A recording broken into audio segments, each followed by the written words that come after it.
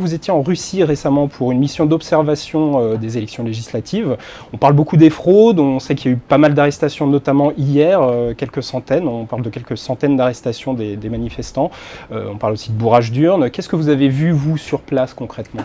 On n'a rien vu. Il faut d'abord voir d'où ce pays vient.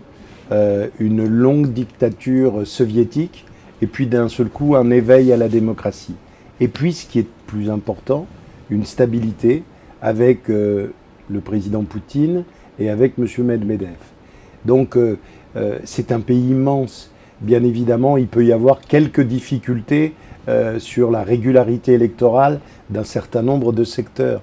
Mais n'oublions pas que ce pays immense est aussi un pays de conflit, avec des voisins qui sont parfois turbulents, avec la Tchétchénie.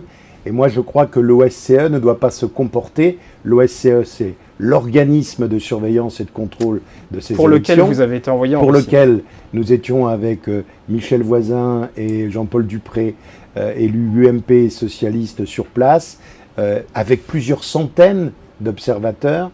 Je ne voudrais pas qu'on montre du doigt une Russie qui est en train de bouger, qui est en train de changer, par rapport à beaucoup d'autres pays tout autour, qui sont moins importants, moins grands, et où il est plus difficile d'organiser les élections. Selon vous, s'il y a eu fraude ou bourrage d'urnes, ce sont des actions localisées? Vous ne pensez pas qu'il y a eu quelque chose de massif, comme on en parle actuellement dans les médias? Non, parce que, regardez, ils avaient fait 63%, je parle du parti de M. Poutine, ils sont descendus à 48%, ils seront majoritaires en siège, et c'est une élection législative qui n'a pas encore, je dirais, l'importance de l'élection présidentielle.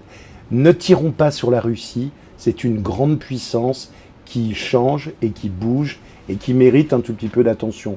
Vous savez qu'on a eu parfois des irrégularités électorales lors des municipalités de 1983, lors d'autres scrutins, alors ne les montrons pas du doigt.